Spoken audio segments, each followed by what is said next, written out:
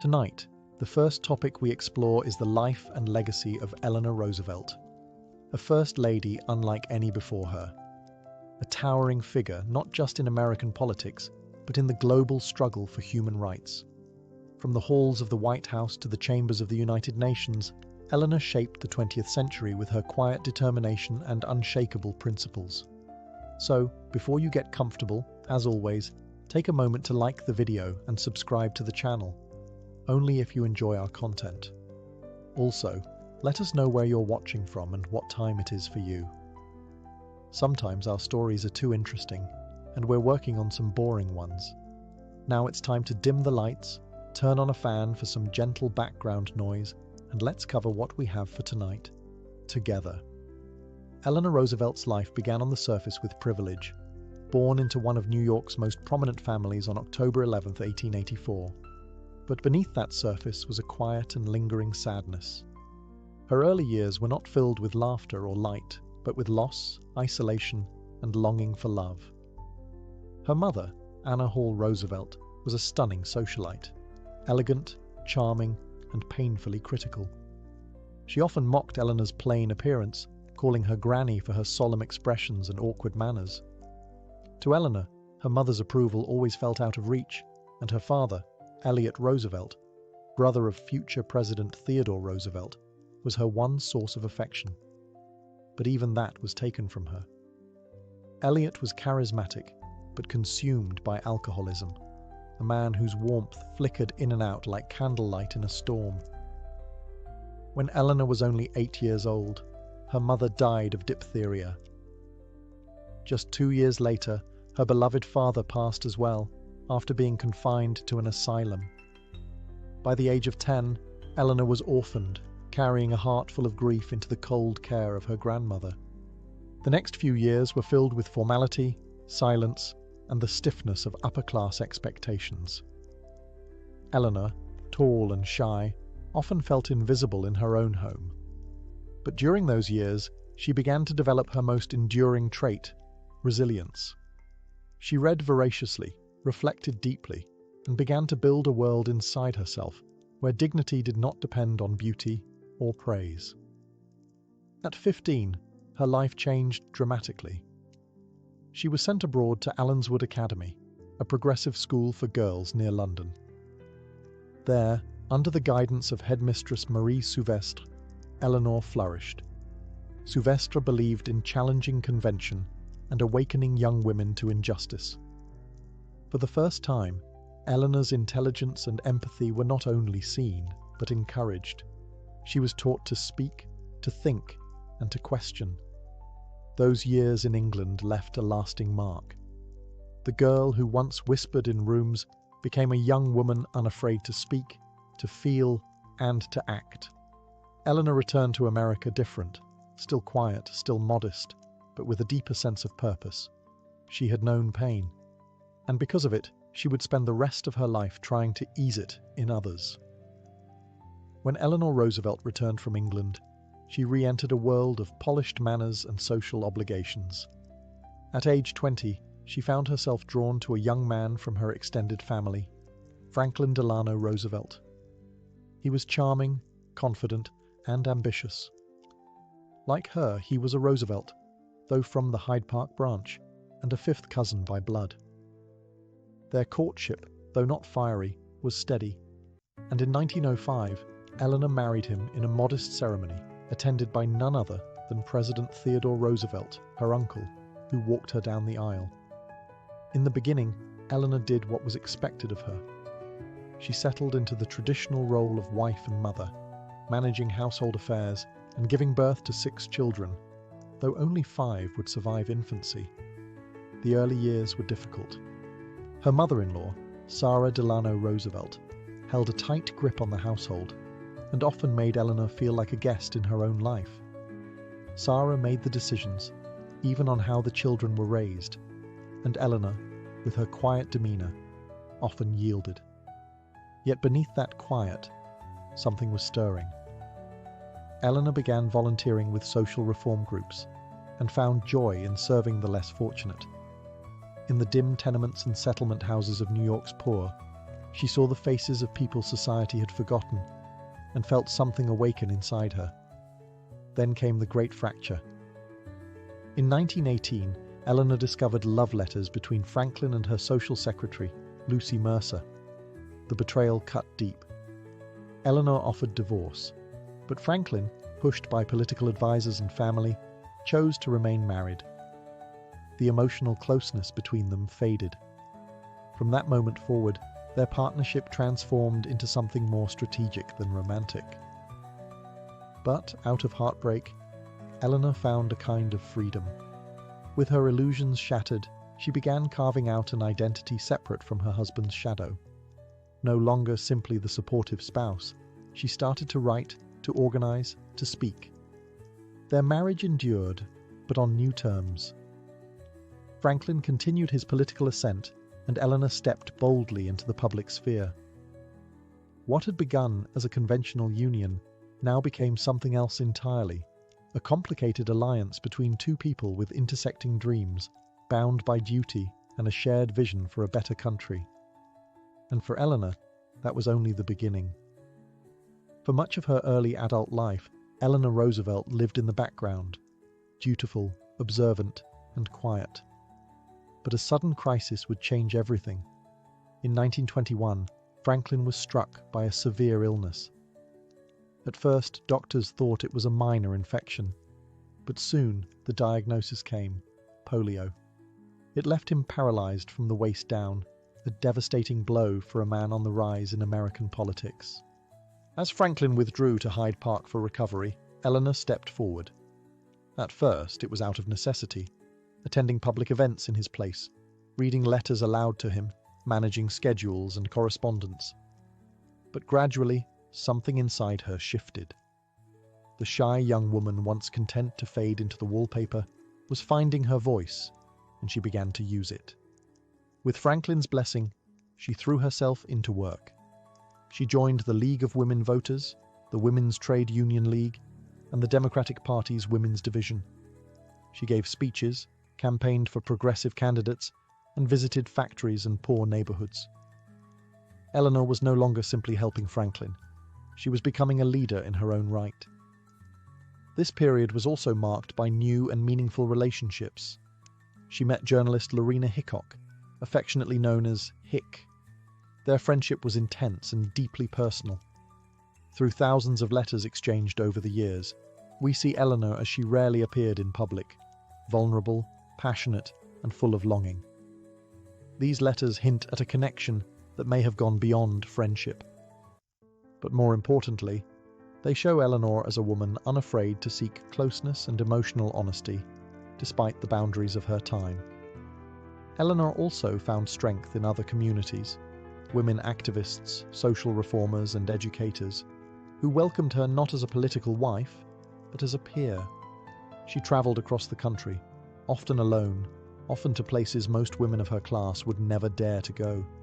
Coal mines, sweatshops, immigrant schools. She didn't just want to know the issues, she wanted to see them, touch them, and feel them herself. By the late 1920s, she was no longer simply Franklin's wife. She was Eleanor Roosevelt, writer, speaker, teacher, and advocate. The foundation of her public identity had been built brick by brick through experience, heartbreak, and moral clarity. The world was beginning to notice, and soon they'd see her on an even bigger stage. In 1933, as the country reeled from the Great Depression, Franklin Delano Roosevelt was sworn in as the 32nd President of the United States. Millions tuned in to hear his promise of a New Deal, a bold plan to revive a broken economy. But while all eyes were on the new president, quietly beside him stood a woman who would soon transform what it meant to be First Lady. No one expected Eleanor Roosevelt to take a leading role in government affairs. Traditionally, First Ladies hosted events, stood by their husbands, and remained largely silent. But Eleanor was not interested in tradition. Within weeks of moving into the White House, she began carving out a space of her own. She started by traveling, often alone, without fanfare or photographers. She visited coal miners in Appalachia, farmers in the Dust Bowl, and black families in the segregated South.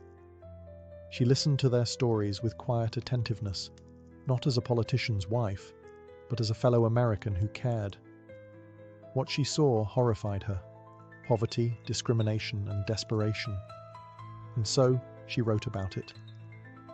Every day, in her syndicated column My Day, she described what she witnessed. Through plain, unpolished language, she spoke directly to the people, and the people listened.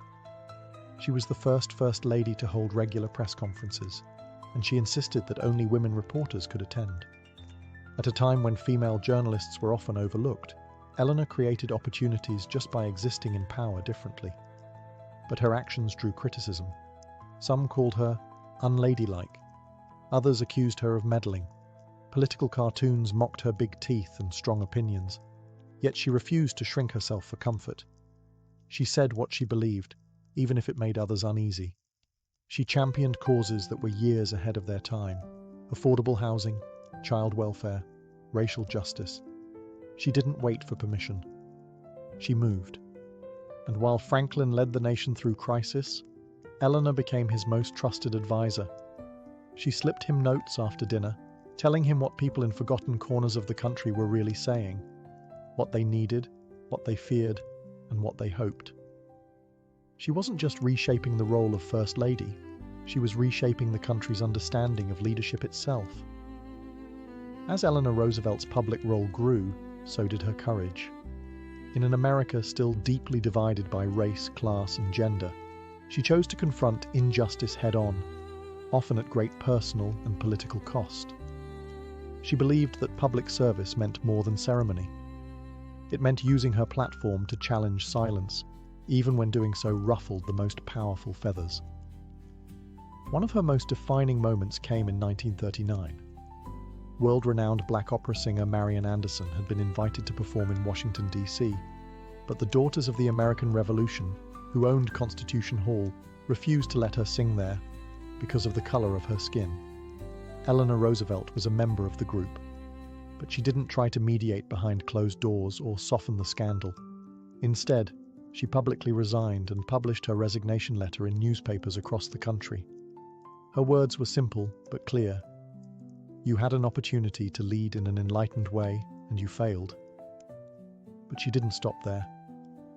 With Eleanor's support, Marian Anderson performed an open-air concert at the Lincoln Memorial on Easter Sunday. Over 75,000 people stood in silence as Anderson sang, her voice echoing off the very monument to freedom. And beside her, though not on the stage, stood the First Lady who made it possible.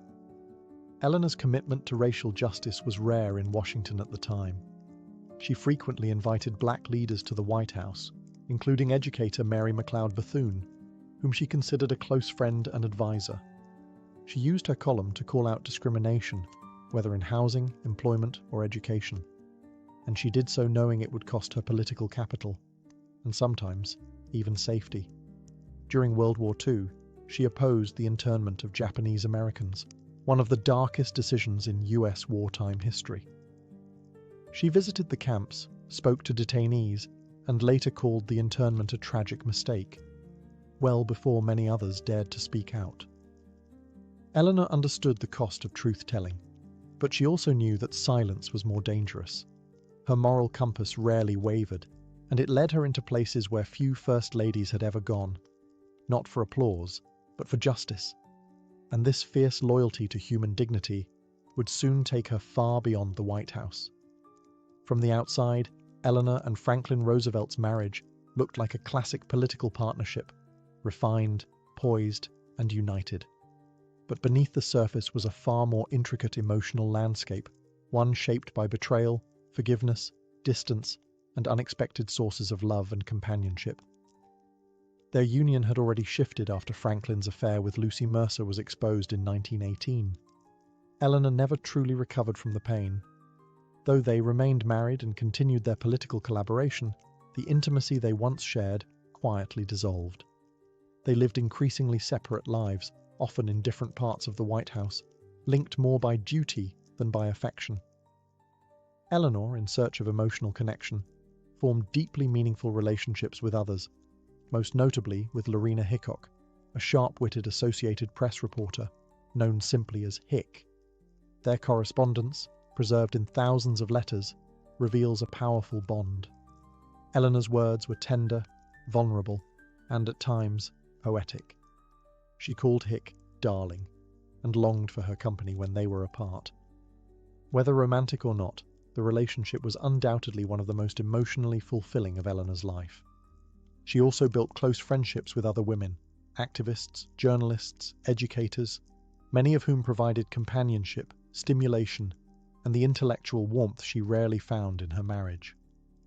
These friendships sustained her, anchoring her through the chaos of public life and the solitude of personal disappointment. Meanwhile, Franklin maintained his connection with Lucy Mercer. After Eleanor's discovery, they agreed never to divorce, primarily for political reasons, but the emotional threads between Franklin and Lucy were never fully severed. In fact, it was Lucy who was quietly by Franklin's side when he died in 1945, something Eleanor only discovered afterward. The revelation reopened old wounds, but by then, Eleanor had long since learned to carry heartbreak without letting it break her. Despite all this, Eleanor and Franklin remained a formidable team. She advised him on legislation, whispered insights from her travels across the country, and kept him connected to the people beyond Washington's polished walls. She was, in many ways, his conscience.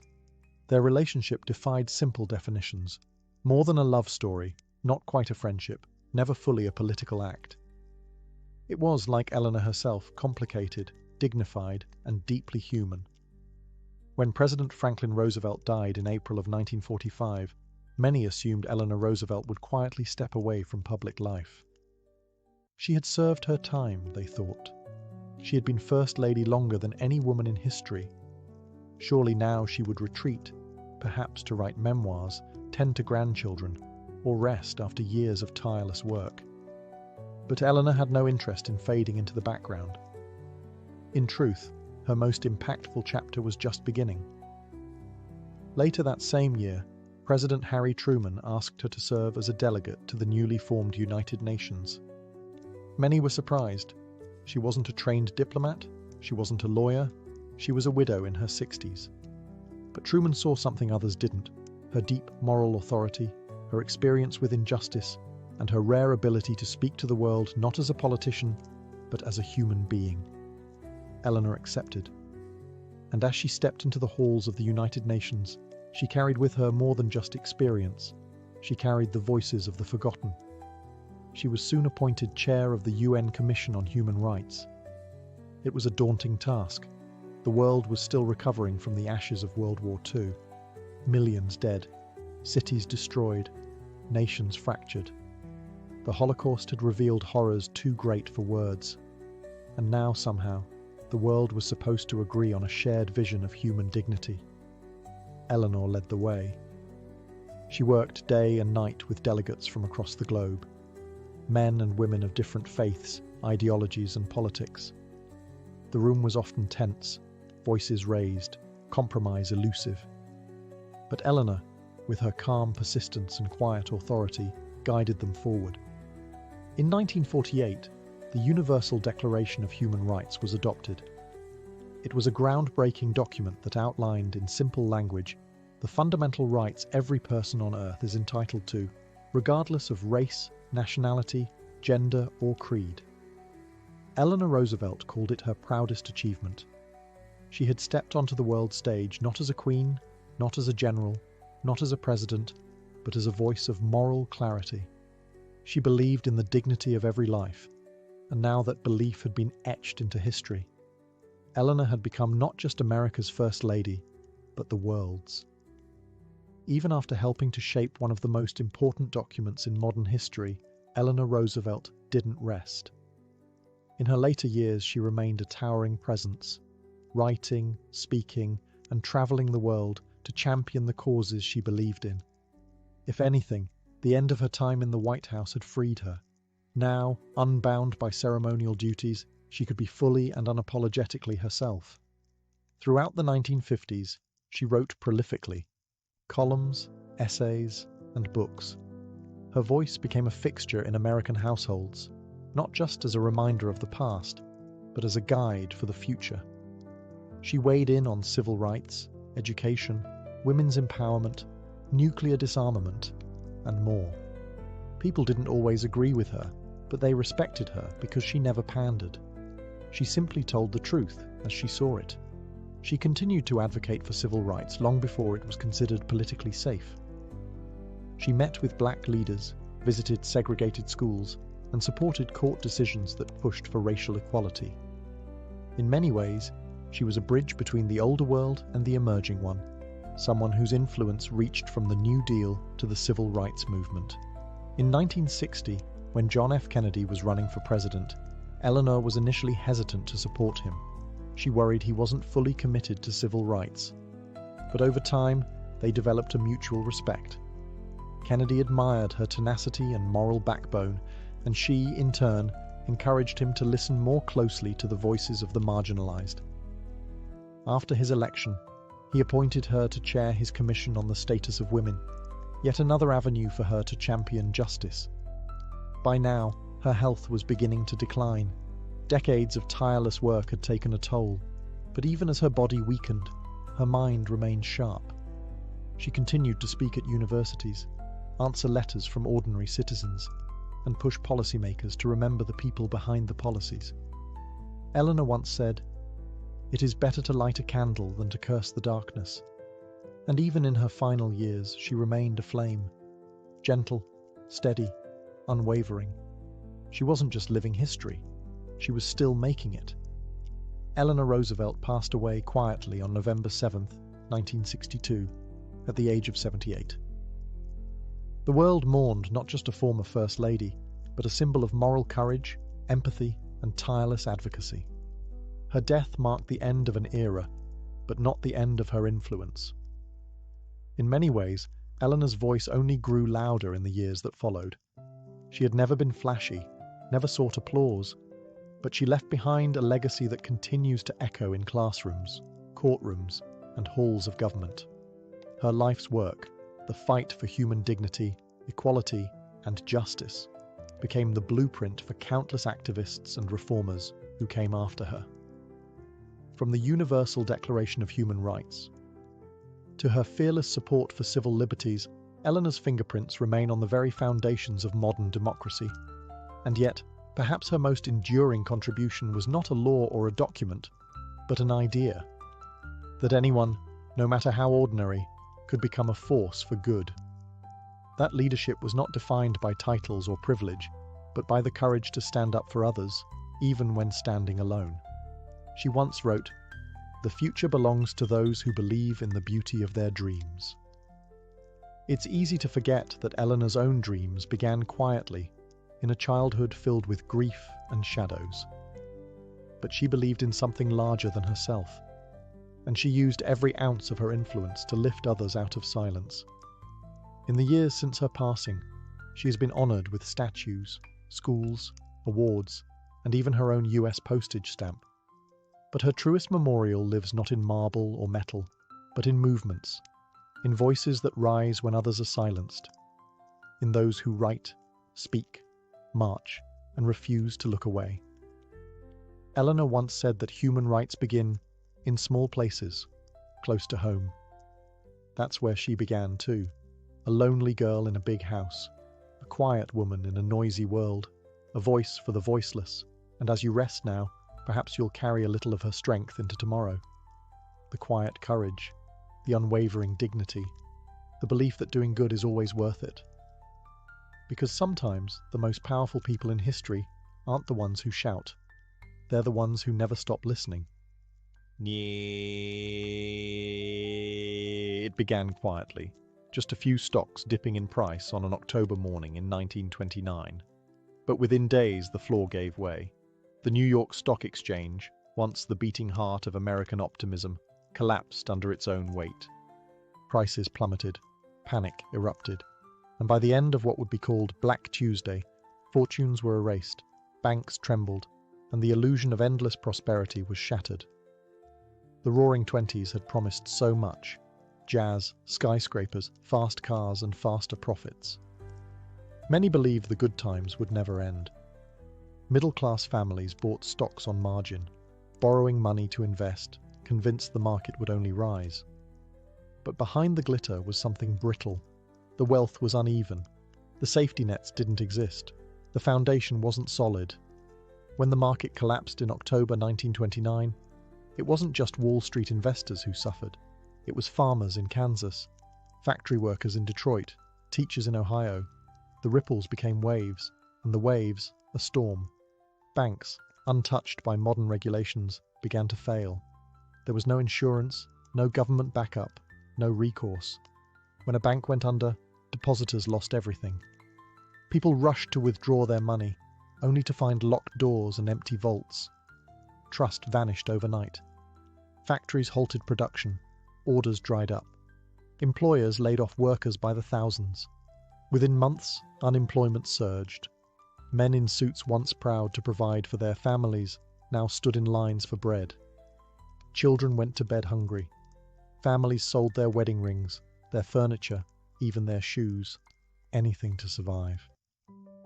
The crash did not cause the Great Depression on its own, but it was the spark that lit the dry fields of an already unstable economy. It exposed the fragility of a system built on speculation, overconfidence, and unequal wealth. By the end of 1930, what had started as a market downturn had spiraled into a national, and soon, a global catastrophe. This wasn't just a financial crisis.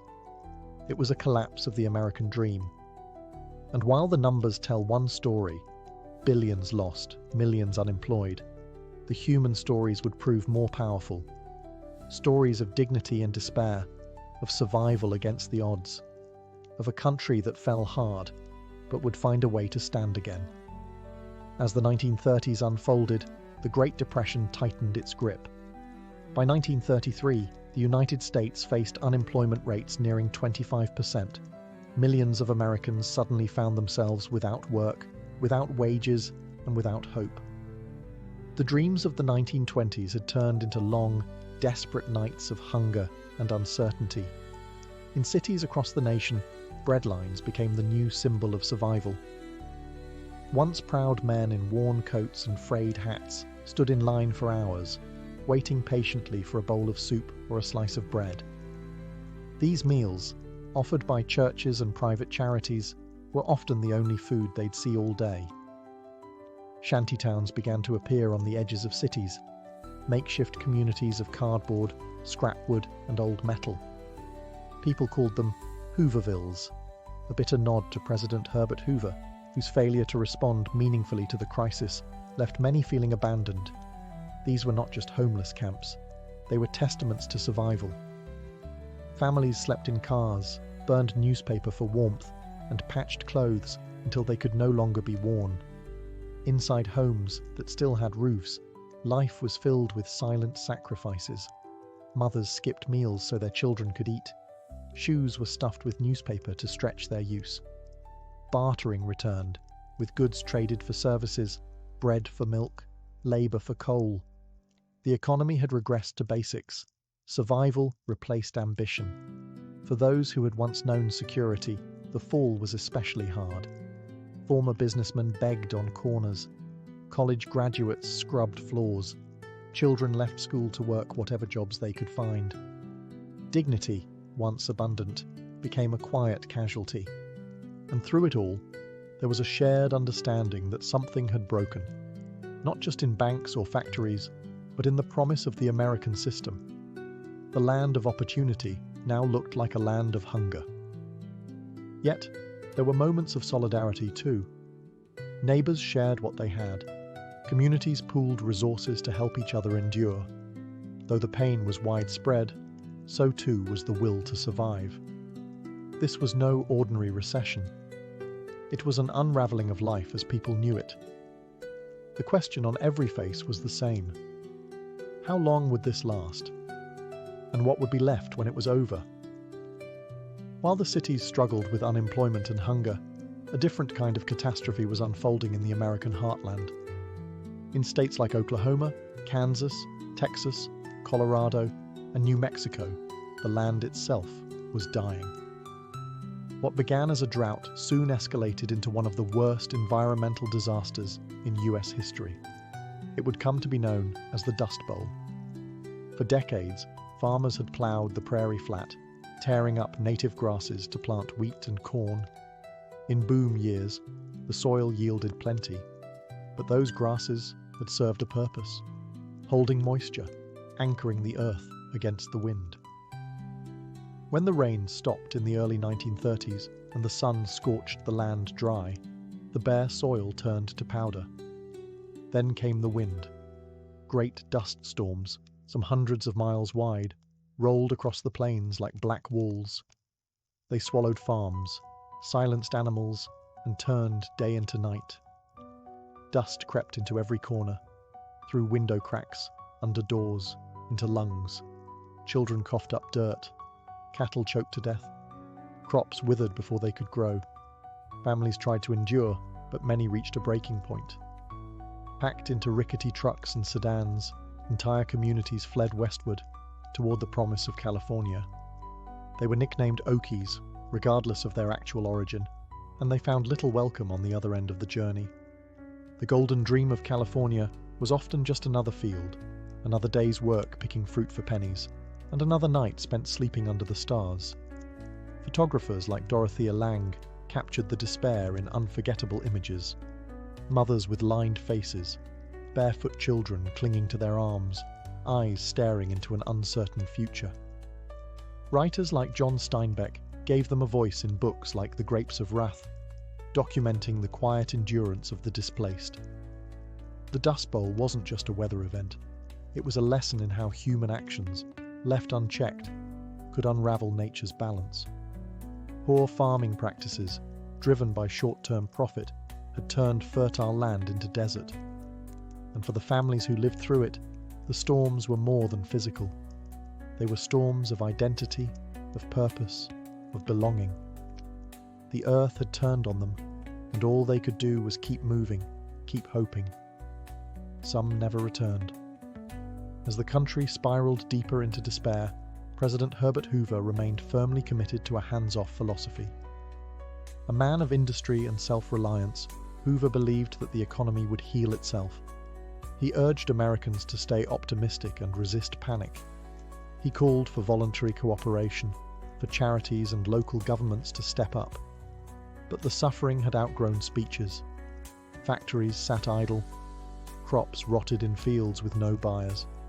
And yet the federal government hesitated. Hoover feared that direct relief would make citizens dependent. He believed too much government would undermine the American spirit. To millions of hungry families, those beliefs felt out of touch. As frustration grew, so did protests. One of the most heartbreaking moments came in 1932, when over 20,000 World War I veterans marched on Washington, demanding early payment of bonuses promised to them years before.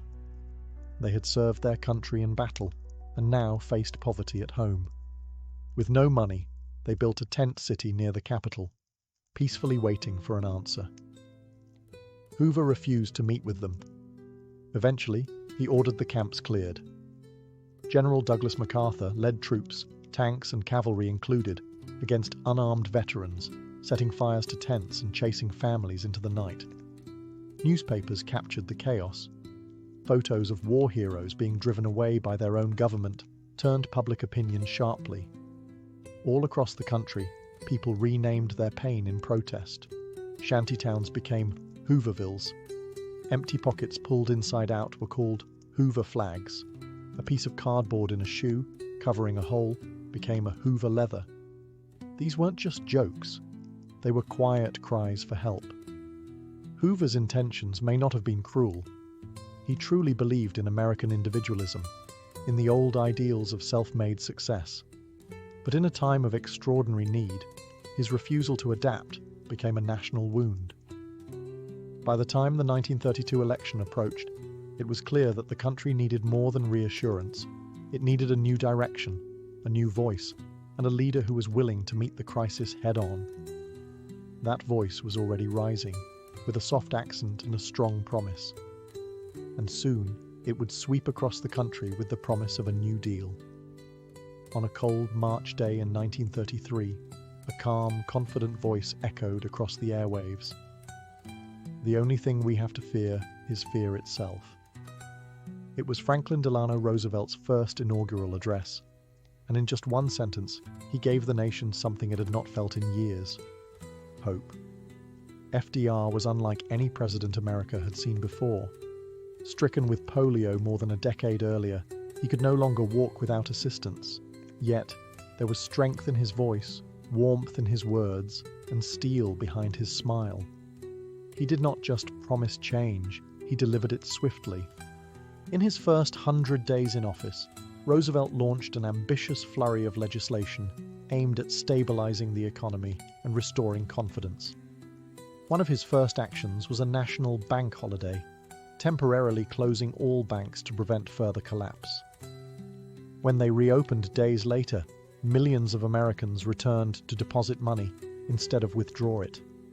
The tide had begun to turn. Roosevelt's vision was called the New Deal, a sweeping collection of programs and reforms designed to get Americans back to work, protect savings, and rebuild the shattered economy. It wasn't just policy, it was a lifeline. The Civilian Conservation Corps gave young men jobs planting trees, building trails, and restoring natural parks. The Public Works Administration and Works Progress Administration hired millions more to construct schools, roads, and bridges, many of which still stand today. The New Deal also brought relief to farmers through the Agricultural Adjustment Act and introduced reforms like the Federal Deposit Insurance Corporation to protect bank deposits.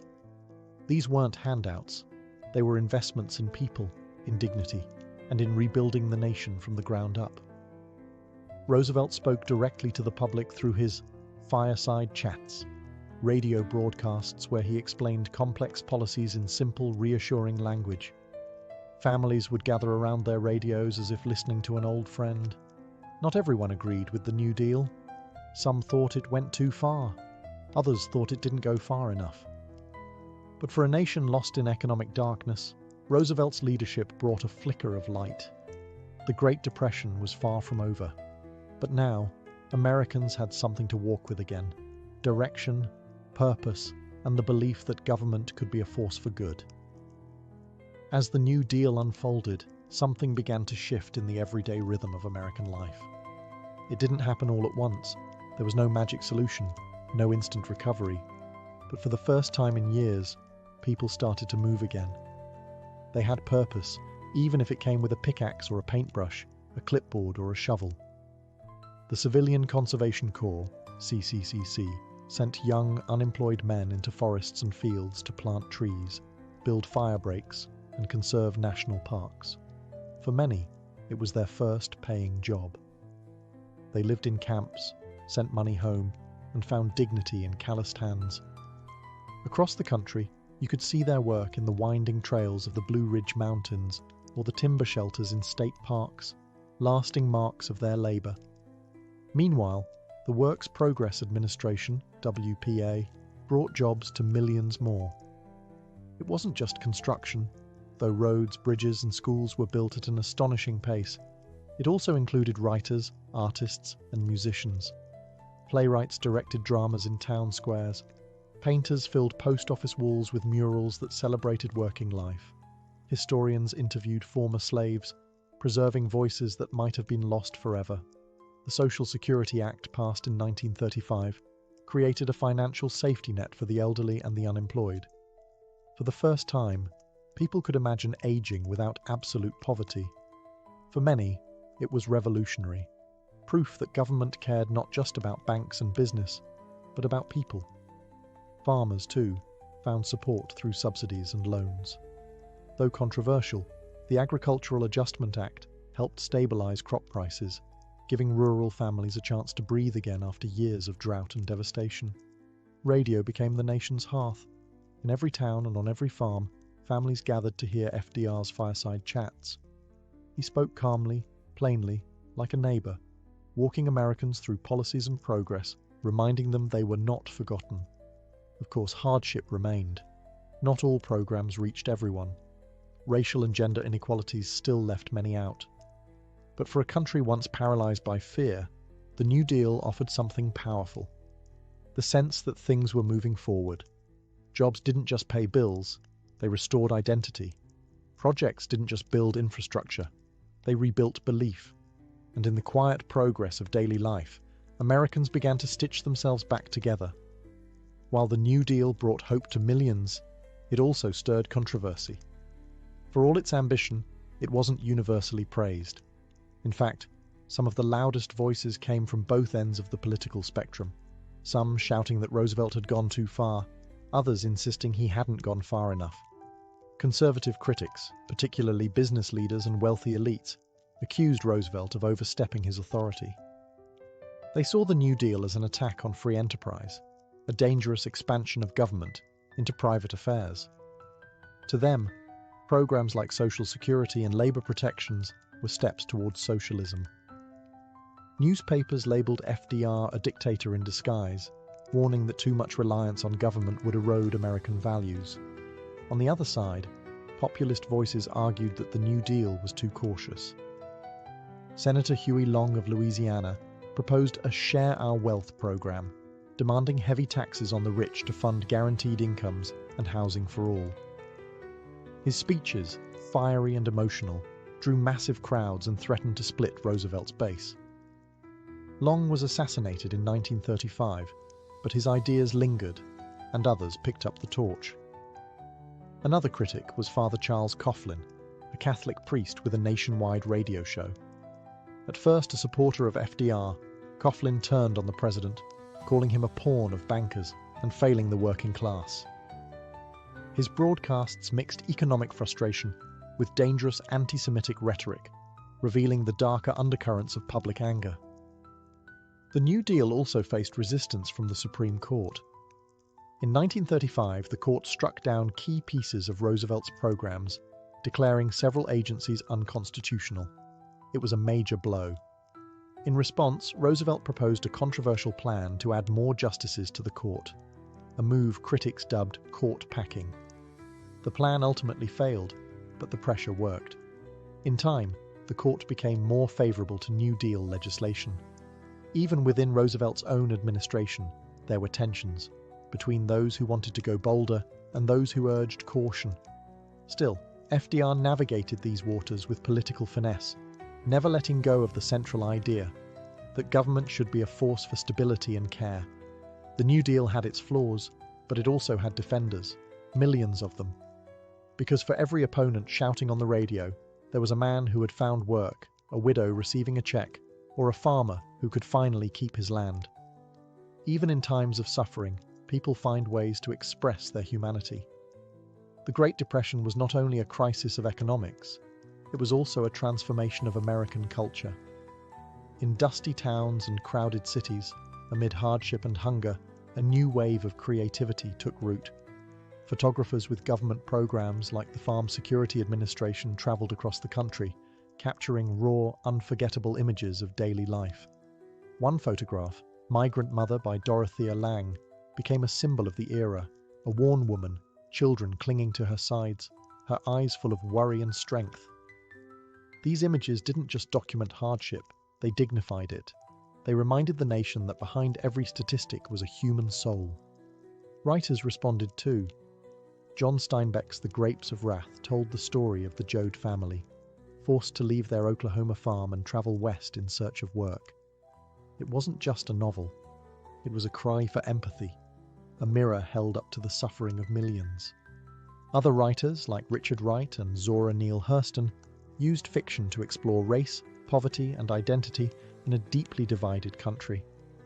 The Federal Writers Project, part of the New Deal, gave thousands of authors a way to survive and contribute. They documented oral histories, interviewed former slaves, and wrote state guides that captured the unique voice of each region. The government, for one rare moment, paid people to tell stories. Music also played its part. Folk singers like Woody Guthrie wrote ballads about dust storms, unemployment, and working-class resilience. His guitar famously bore the words, "This machine kills fascists." Songs like "This Land Is Your Land" became anthems not just of protest, but of promise. And then there was film. During those dark years, movie theaters became sanctuaries. For a few cents, Families could escape into fantasy, dancing with Fred Astaire, laughing with Charlie Chaplin, or journeying to Oz with Dorothy. Films like Gone with the Wind and Mr. Smith Goes to Washington reminded audiences of beauty, courage, and possibility. The arts during the Depression were more than entertainment. They were survival. They gave voice to the voiceless and vision to the weary. Even when pockets were empty, imagination remained full. And in those quiet moments of song, story, and cinema, America remembered who it was. By the late 1930s, the United States had begun to stabilize. The wild panic of the early Depression years had eased, thanks in part to the New Deal's reforms and to the resilience of the American people. But the economy remained fragile, and full recovery was still out of reach. Unemployment was high. Wages were low. Many families were still just getting by. Then came something no one wanted, but something that would finally shift the tide. War. In 1939, World War II erupted in Europe. At first, the United States remained officially neutral, though its factories soon began producing weapons, vehicles, and supplies for Allied nations. This production demand brought life back to idle assembly lines and opened doors for workers who had waited years for a job. And when the US entered the war in 1941, following the attack on Pearl Harbor, the transformation was swift and dramatic. Factories ran day and night, churning out planes, tanks, and ships. Millions of men were drafted into military service, while millions of women stepped into the workforce to fill their roles. Rosie the Riveter became a national symbol, not just of wartime industry, but of new possibilities for women's roles in society. The war effort ended the Depression in a way the New Deal alone could not. Unemployment dropped to record lows. People had money in their pockets again. Rationing reminded them of sacrifice, but for the first time in over a decade, the future looked brighter. Yet, the lessons of the Great Depression lingered. Americans had seen firsthand how quickly wealth could vanish, how deeply inequality could cut, and how critical it was to have protections in place. Social security remained. Labor rights stayed. The idea that government could, and should, step in to protect the vulnerable had taken root. The Depression had reshaped not just policy, but perspective. It taught a generation about humility, community, and perseverance. It changed how Americans thought about money, work, and fairness. And as the country moved into a new era, stronger, wiser, but forever marked, it carried with it the memory of breadlines, dust storms, and quiet endurance.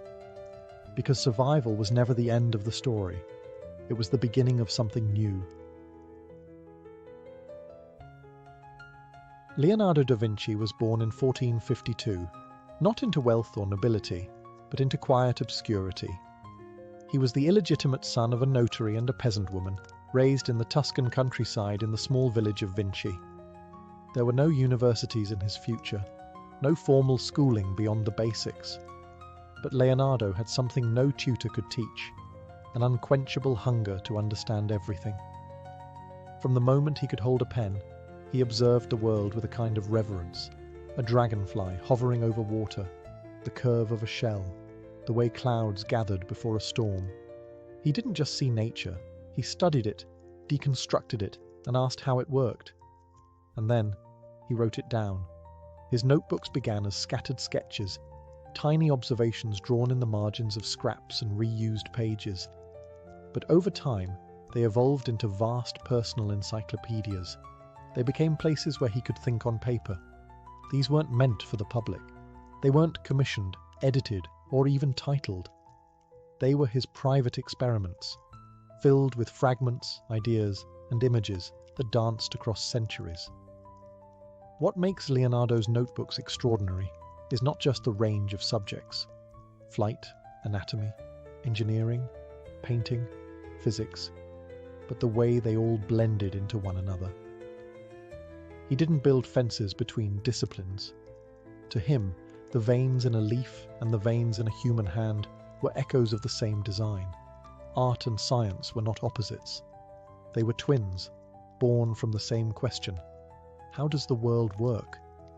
He asked questions that few in his time dared to ask. Could humans fly? How does the heart pump blood? Why do waves form in water? How do the planets move?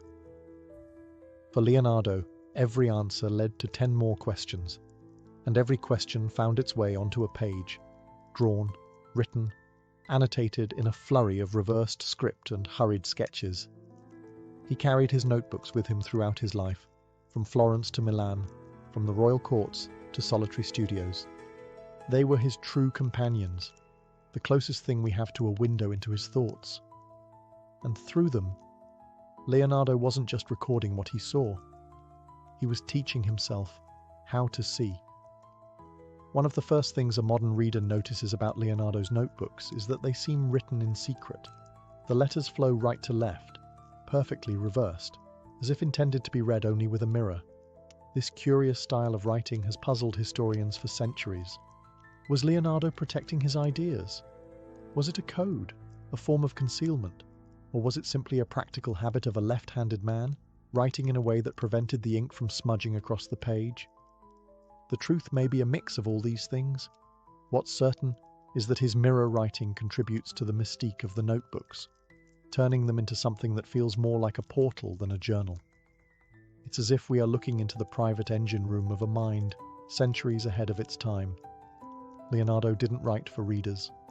His pages are scattered thoughts, experiments, questions, and flashes of brilliance. He would begin with a sketch of a bird in flight, then pivot to a diagram of a water pump, followed by a philosophical musing about the nature of light. There was no table of contents, no tidy organization. But that was the point. Leonardo's thoughts were non-linear, spiraling and evolving. His notebooks reflected the chaos of true curiosity, and what fills those pages is astounding. Notes on how to measure the sun's path through shadows, studies of human laughter, lists of books to read, questions to ask, machines to build. He wrote, "Describe the tongue of a woodpecker," a detail so specific, so odd, that it shows how deeply he wanted to understand every corner of creation. There's also beauty in the handwriting itself, elegant and fluid, dancing between sketches of anatomy, architecture and engineering. His lines aren't just functional, they're alive with motion and intent. What makes the mirror writing even more fascinating is that Leonardo never explained it. He left no key, no confession. He just wrote, privately, passionately, relentlessly. To open a page of his notebook is to stand at the edge of a mind in motion, spinning, spiraling, sketching its way toward understanding. And for those who dare to read backwards, the reward is a glimpse into the purest form of genius, not the answer, but the question. Centuries before the Wright brothers, before submarines slipped silently beneath the waves or robots moved in factories, Leonardo da Vinci was sketching machines the world had never seen and could barely imagine. In his notebooks, you'll find blueprints for inventions that read like science fiction. A helicopter powered by a spiral rotor, a tank with angled armor and rotating cannons, a machine for grinding convex lenses, even a robot knight designed to sit, wave its arms, and move its jaw. Each drawn with precision, each impossibly ahead of its time. Leonardo was not an inventor in the modern sense. He rarely built what he designed, but his understanding of motion, force, and mechanics was rooted in observation. He studied gears, pulleys, levers, and springs, not just in theory, but in everyday objects. He dismantled clocks, watched mills turn, and then asked, what else could this do? His design for the aerial screw, what we now recognize as a precursor to the helicopter, was based on the principle of air displacement.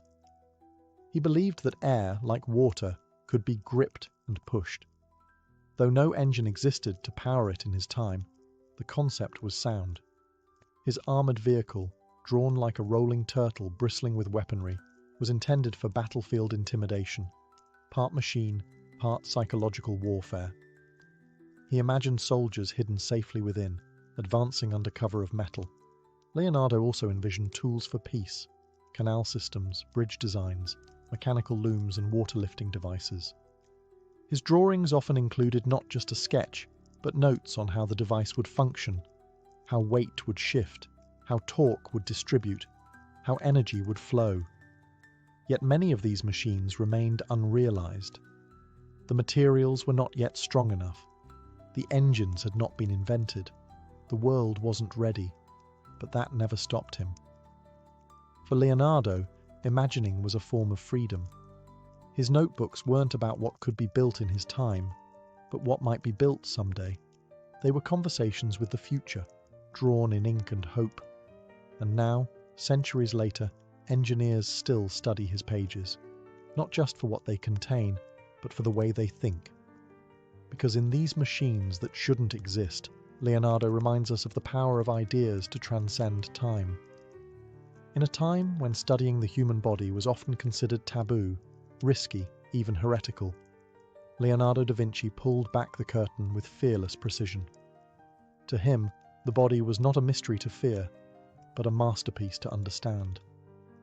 And in his notebooks, that understanding unfolds, layer by layer, muscle by muscle, bone by bone. Leonardo's anatomical drawings are some of the most detailed and accurate ever produced by hand. But they weren't just artistic studies. They were scientific dissections. In the quiet hours of the night, under dim candlelight, he performed autopsies on both humans and animals, often working in secret. Each incision was followed by a sketch, each sketch a question, each question another page. He mapped the human skeleton with an engineer's eye, measuring the tilt of the pelvis, the rotation of joints, the load-bearing structure of the spine. He explored how muscles contracted and how tendons transferred motion. His studies of the human foot, for example, are so thorough they rival modern medical illustrations. But Leonardo went deeper still. He examined the brain and the nervous system. He drew the heart, not as a symbol but as a machine. He was the first to accurately describe how the heart's valves function, using wax casts to study their shape. He even guessed, remarkably, that the heart worked like a double pump, circulating blood through a looped system. He sketched fetuses curled inside wombs, drew cross-sections of skulls and sinuses, and detailed the internal organs with delicate, careful lines. These weren't morbid fascinations. They were acts of reverence. For Leonardo, understanding the body was akin to understanding creation itself. And yet, most of this work was never published in his lifetime. His anatomical studies remained hidden in his notebooks, unseen by doctors who could have advanced their fields by decades. It's one of history's quiet tragedies that so much insight lay in drawers and shelves, waiting to be discovered long after it could have helped. Still, what remains is extraordinary. Through ink and paper, Leonardo translated flesh into knowledge. He didn't just draw the body, he honoured it. And in doing so, he showed the world that beauty is not just skin deep. It's structural, mechanical, miraculous. To Leonardo da Vinci, nature was not a background for human life. It was the grand design. His notebooks reveal a man utterly captivated by the patterns of the natural world. He saw no boundary between the curve of a river and the curve of a spine, between the branching of a tree and the flow of blood through veins. Everything was connected. Everything followed form and function. And everything, he believed, could be understood through observation. He spent hours watching water, how it rippled, swirled, and flowed. He filled entire pages with studies of eddies and whirlpools, comparing their shapes to those found in hair, clouds, and wind. He wrote of how water moved with spirit, always seeking the path of least resistance, and when he drew it, it came alive, not just as liquid, but as a living language. Plants fascinated him too. He sketched leaves with meticulous care, noting how their veins mirrored river deltas. He observed how sunflowers turned their faces to the sun, how vines climbed toward the light. To Leonardo, even the smallest flower was an expression of geometry and light. He found order in chaos, the spirals of snail shells, the chambers of fruit, the flight of birds. All of it followed hidden rules, and he set out to find them. He studied proportions not only in the human form but in animals, in architecture, and in rock formations. His famous drawing of the Vitruvian Man was not just about anatomy, it was about harmony. It was his attempt to show that the human body itself reflected the architecture of the universe. Even weather patterns intrigued him. He tried to map the structure of storms and the behavior of winds. His sketches of turbulent air and crashing waves show not just scientific interest, but artistic awe. He wanted to understand nature not to control it, but to collaborate with it. Leonardo believed that beauty was not just pleasing, it was functional, that every line in nature served a purpose, and that by learning to see as nature sees, we could create better art, better machines, and perhaps better lives. In his notebooks, nature is not a subject, it's a teacher, and Leonardo was its most devoted student. To many, Leonardo da Vinci is remembered first and foremost as a painter, the mind behind The Last Supper and the Mona Lisa.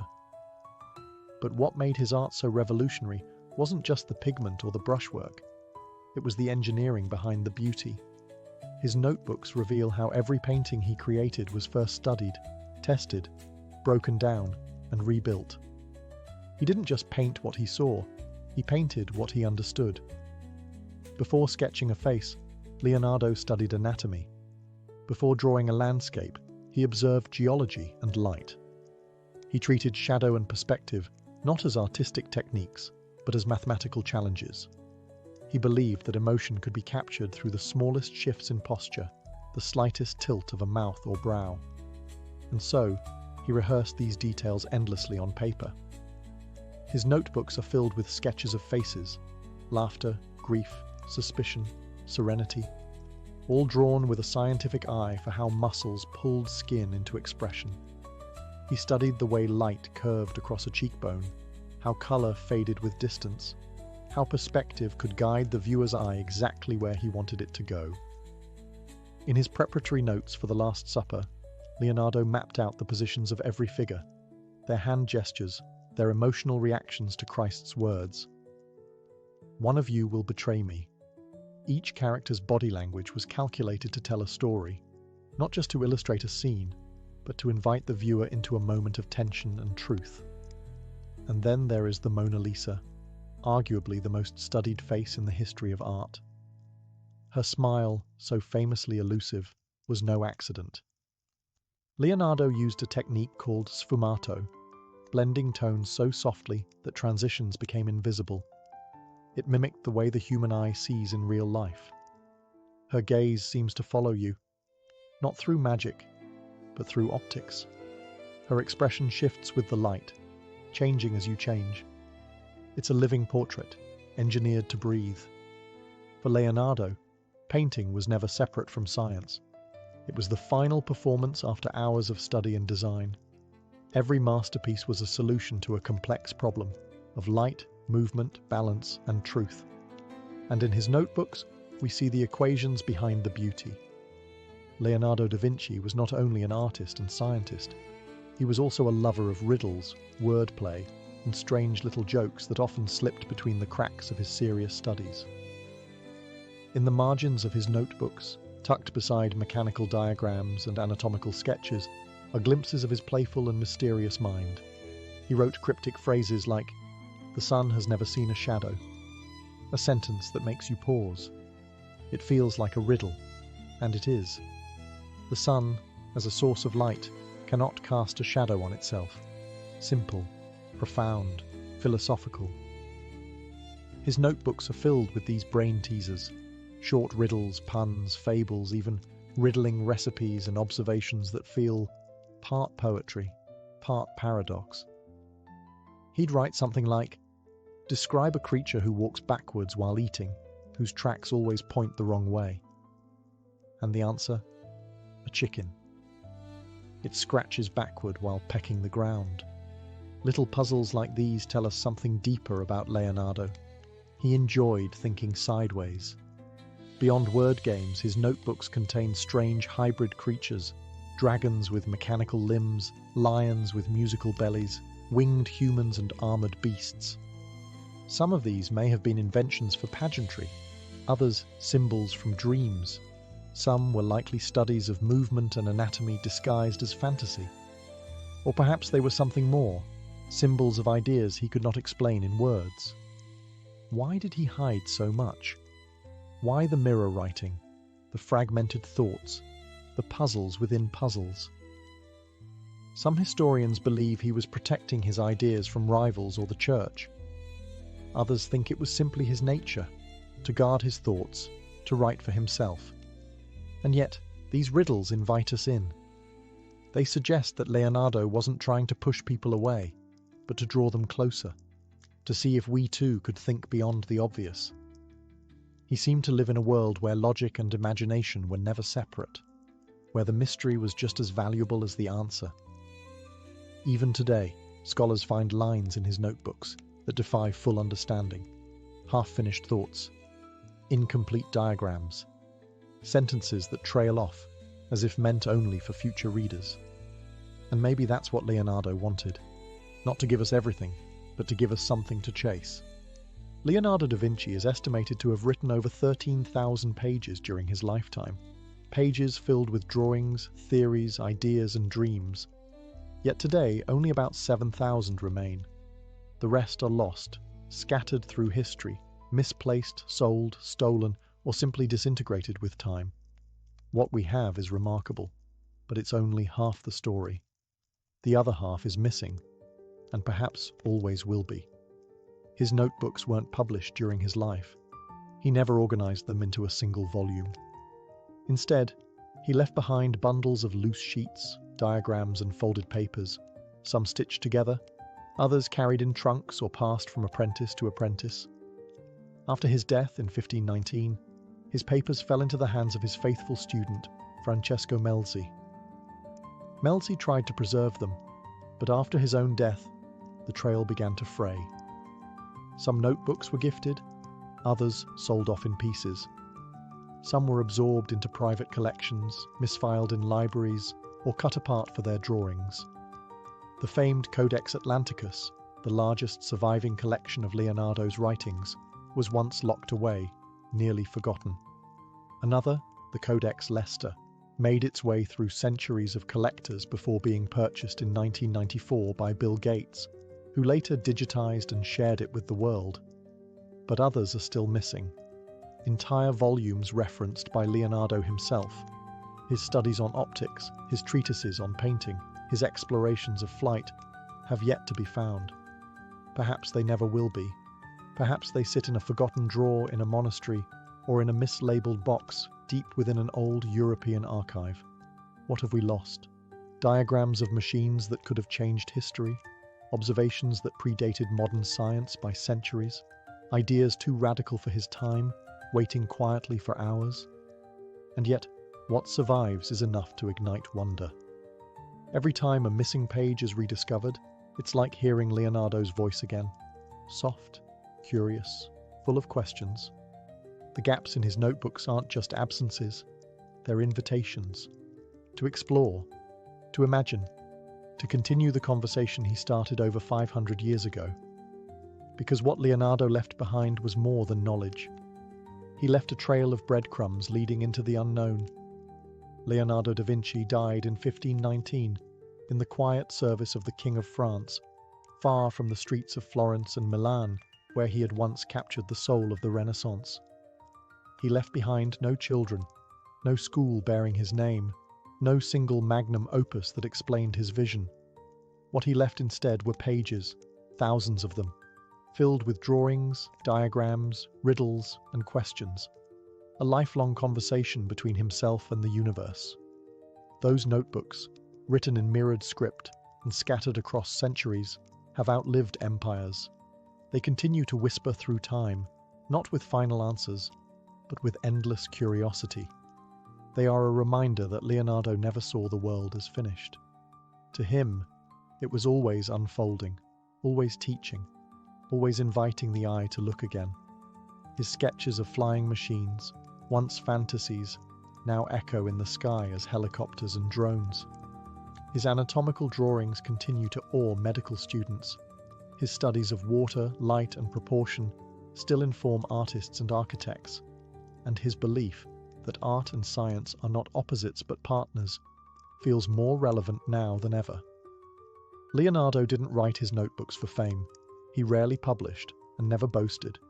He scribbled in margins, tested ideas without knowing if they'd work, and followed his questions wherever they led.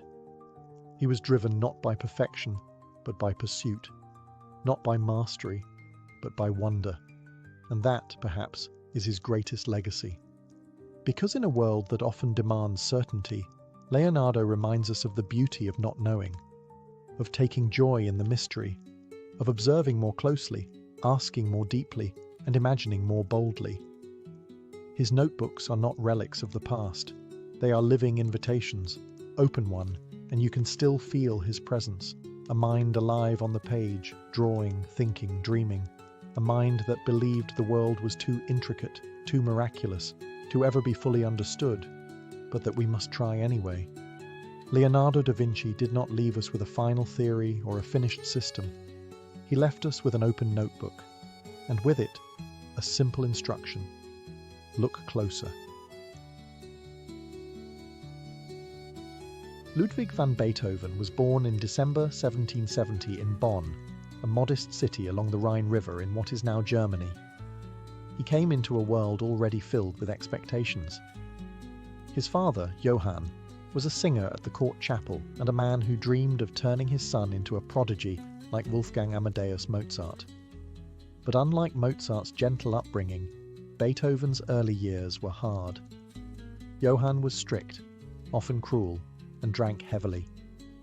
When Ludwig was just a boy, he was pulled from his bed at night, forced to practice piano until his fingers were sore and his eyes heavy with sleep. There were no lullabies, only scales and stern corrections. His father wasn't nurturing his talent, he was demanding brilliance. Yet despite the pressure, something remarkable began to grow. Young Beethoven absorbed music like breath. He listened intently to the sounds around him, the chime of bells, the rhythm of footsteps, the murmur of voices. The piano, though a source of stress, became a place where he could speak freely. It was where his emotions could live outside of fear. By age 12, he was already publishing compositions. By 14, he was playing organ at the court. And though he lacked formal education, he had something greater: instinct, intensity, and the kind of imagination that could not be taught. He was a quiet, often lonely child, misunderstood by those around him. But in music, he found something stable, something pure. Not just entertainment, but refuge. When his mother died during his teenage years, the burden of caring for his younger siblings fell on him. His father slipped further into alcoholism, and Ludwig was forced to take on adult responsibilities far too early. Through it all, he continued to compose, to play, to dream. Beethoven's early life was not gilded with luxury or guided by loving mentors. It was shaped by hardship, discipline, and an urgent need to express what he could not say out loud. And in that crucible of silence and pressure, the spark of genius began to burn. Long before his world would fall silent again, Beethoven had already learned to hear with more than just his ears. He had learned to feel music. When Beethoven arrived in Vienna at the age of 21, the city was alive with music. It was the cultural epicenter of Europe, where the streets hummed with melody and salons rang with conversation. The great composers of the time, Mozart, Haydn, and Salieri, had all walked these same cobbled roads. For Beethoven, this was not just a change of scenery, it was the beginning of transformation. Vienna welcomed him not as a polished gentleman, but as a wild, moody genius with unkempt hair and a fiery spirit. He wasn't interested in charming the elite with small talk. He let his music speak instead. And it roared. His improvisations at the piano left audiences stunned. He would sit at the keyboard and unleash entire worlds. Tender, fierce, stormy, divine, often with eyes closed, as if channeling something beyond him. Though he studied briefly with Joseph Haydn, their relationship was tense. Beethoven respected him, but sought his own voice. He wasn't content to follow in anyone's footsteps, not even Mozart's. Where others refined, he reinvented. He took classical forms and bent them, shaped them, exploded them, injecting emotion where there had once been elegance, rawness where there had been restraint. Vienna's aristocracy quickly noticed. Wealthy patrons offered him lodging, commissions, introductions, but Beethoven refused to become dependent on anyone. He accepted support on his own terms, valuing freedom over comfort. He once said, "There is no greater wealth than to live without servitude." As his reputation grew, so did his ambition. He wasn't writing for the court or for public approval. He was writing for truth. Every composition was a conversation with himself, a map of the soul's terrain. His early sonatas and symphonies dazzled audiences, blending structure with storm, tradition with revolution. But beneath the applause, something else stirred, a faint ringing in his ears, a sound that did not belong. At first, he brushed it off. But Vienna, the city of sound, was about to become quieter for Beethoven in a way no one could imagine. Still, in this golden period, before silence fell, Beethoven built his foundation. He captured Vienna's heartbeat and made it his own. The city gave him sound, and he would give it back, transformed into something eternal. It began with a hum, soft, persistent, just beneath the edge of perception. Beethoven was still in his 20s when he first noticed it. A faint ringing in the ears, an occasional dullness, the struggle to hear voices in a crowded room. At first, he dismissed it, hoping it would pass. But it didn't. The ringing grew louder. Conversations became harder to follow. High notes lost their sparkle. Music, once crystal clear, began to feel distant. And then came the unthinkable realization: he was going deaf. For a composer, this was not just a physical ailment, it was a spiritual catastrophe. Music was his life, his identity, his way of communicating with the world. Without it, who was he? How could he continue? Beethoven kept his condition a secret. He didn't want pity, nor did he want the world to know that its greatest musical mind was slowly losing the very sense that defined him. He avoided social gatherings, grew irritable, withdrawn. Friends noticed the change but didn't understand it. The silence he experienced was not just in his ears, it was creeping into his entire life. In the privacy of letters and diary fragments, he poured out his despair. He confessed his shame, his fear, his isolation. He felt trapped, unable to speak his truth, unable to escape it. He once wrote, "Oh, how humiliating for me when someone standing next to me hears a flute in the distance and I hear nothing." And yet, even as silence took hold of his outer world, the music within him did not fade. In fact, it seemed to grow louder, more urgent. He began composing not for the applause of others, but as a form of survival. Every note was a rebellion against the silence. Every melody, a thread pulled from memory and imagination. He no longer needed to hear instruments to understand how they would sound.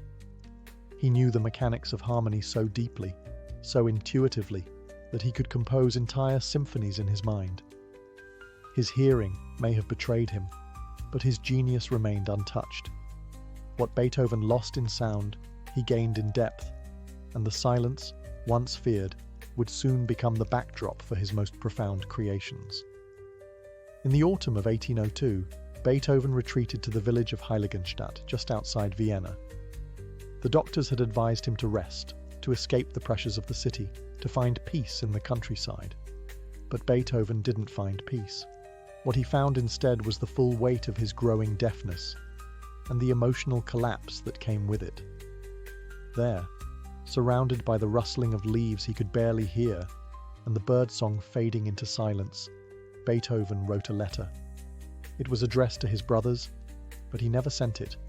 It was part confession, part last will, part desperate cry.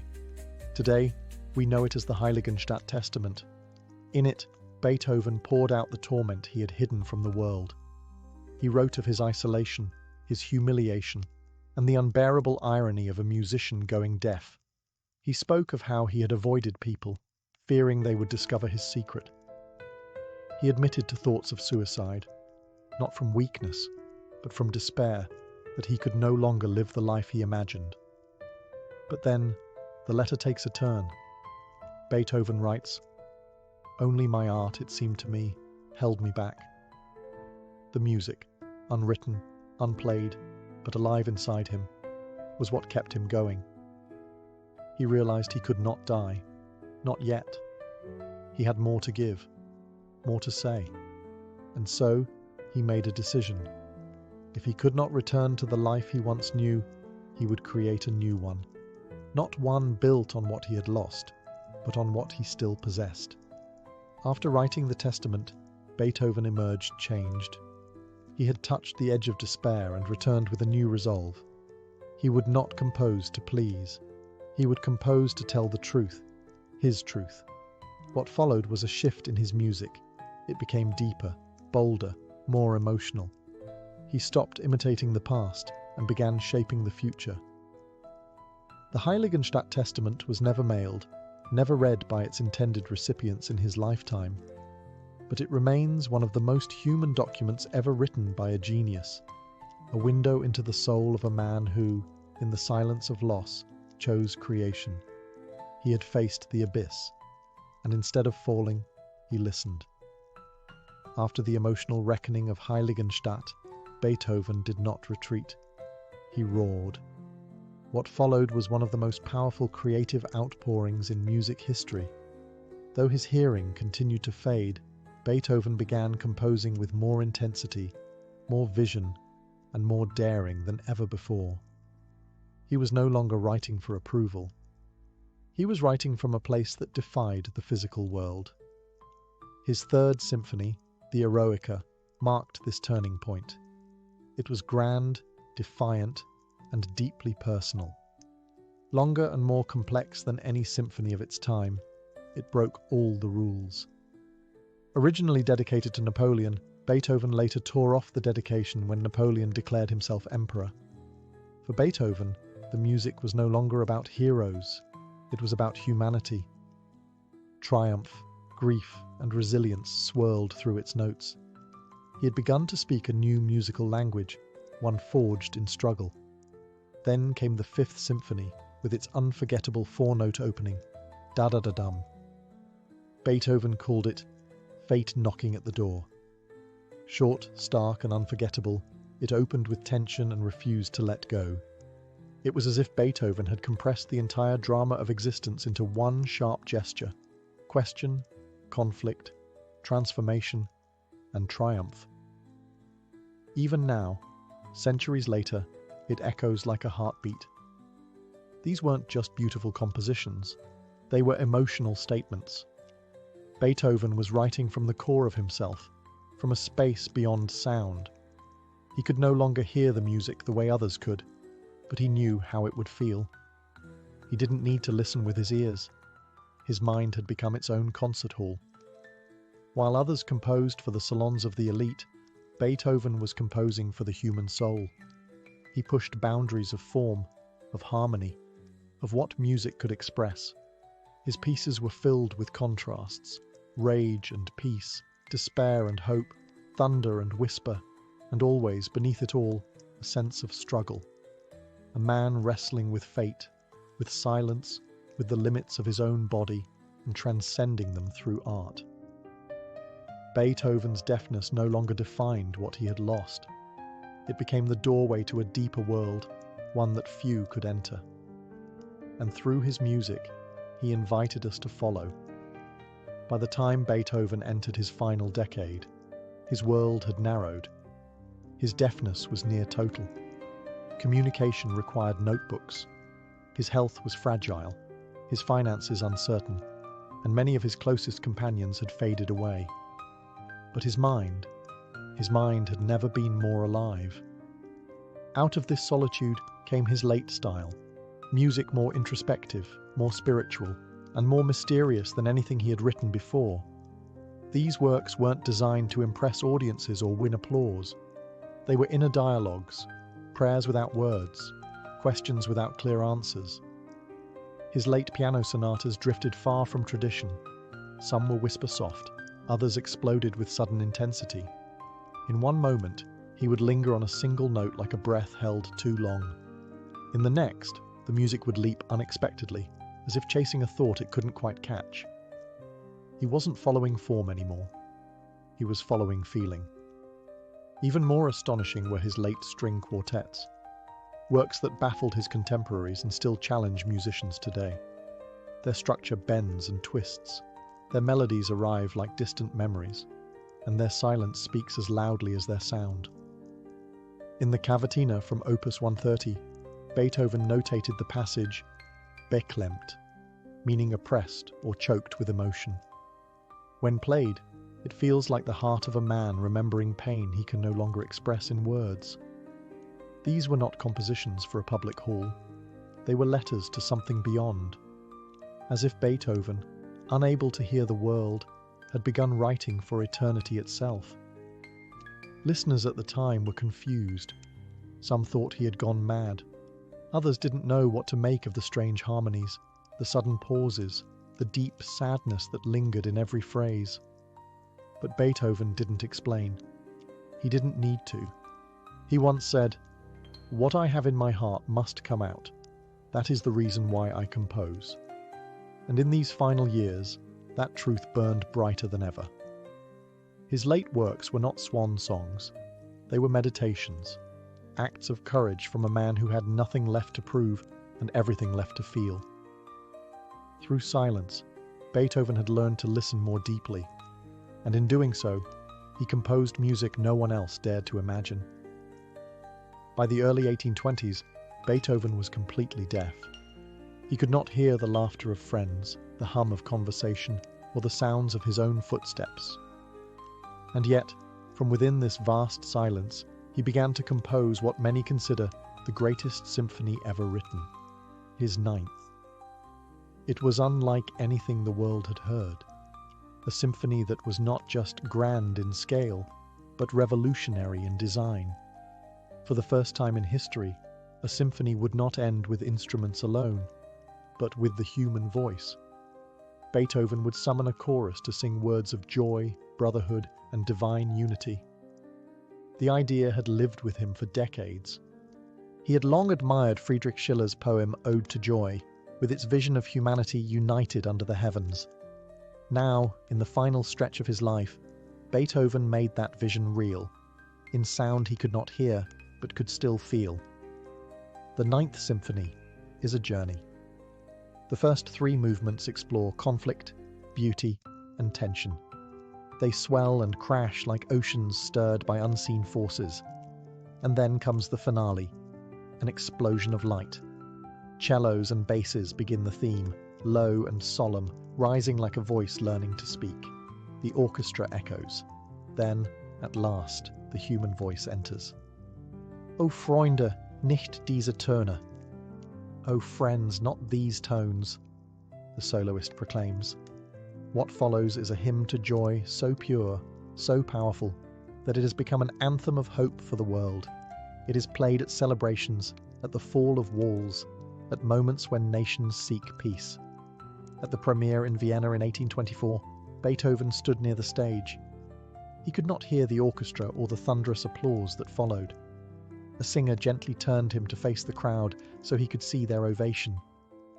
Tears filled the eyes of those in the audience. The man who had created this miracle of sound had not heard a single note of it with his ears. But Beethoven had heard it, where it mattered, in the deepest chamber of the soul. The Ninth Symphony was not just a composition. It was a triumph over silence, a declaration that joy, even in darkness, is always worth singing. On March 26, 1827, Ludwig van Beethoven took his final breath. Outside, a storm was raging, lightning cracking across the Viennese sky, thunder rolling like timpani. Some say he raised his fist as if to challenge the heavens one last time. Others say he passed in silence, as he had lived for so long. Either way, the world lost a titan. Tens of thousands gathered for his funeral. Students, aristocrats, musicians, strangers, all drawn by the gravity of what he had been. As his casket passed through the streets of Vienna, the city fell silent, not out of formality, but out of awe. Beethoven left behind more than music. He left a new way of thinking about art, about struggle, and about what it means to create from the core of one's being. He had reshaped the purpose of the composer, not as a servant to royal courts or social trends, but as a voice of the individual soul. He proved that greatness does not require perfection, that even as his body failed him, his mind soared higher. That silence, instead of ending him, deepened him. He did not write music despite his deafness. He wrote music through it, because of it. Future generations studied his scores like sacred texts. Brahms wept over his symphonies.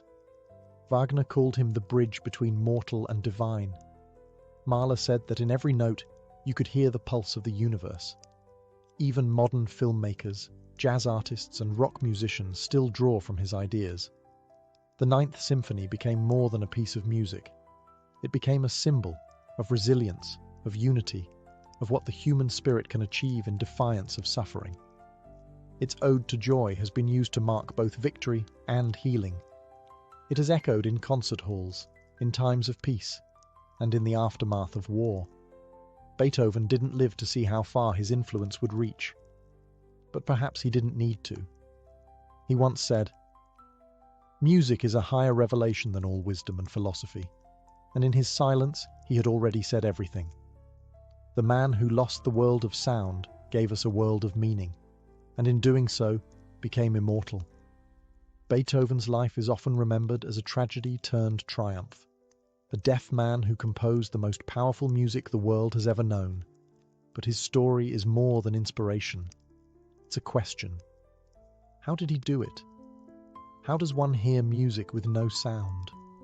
The answer lies not in the ear, but in the imagination. By the time he was composing his final works, Beethoven could no longer hear a single note. Yet he still wrote entire symphonies, quartets, and sonatas, complex pieces filled with nuance, rhythm, and harmony. He did not guess what they might sound like. He knew. He had internalized sound to the point that his mind could orchestrate every detail, as if his body had become an instrument of its own. To feel vibration, he bit down on a wooden stick attached to the soundboard of his piano. He watched the strings move, felt the resonance in his bones. But more than that, he heard in memory. Every chord, every interval, every crescendo lived inside him. His compositions weren't echoes of things he'd once heard. They were born of intuition, of logic, of deep inner music that transcended the physical senses. His silence was not a void, it was a canvas, and in that silence he painted sound the way a blind painter might dream color.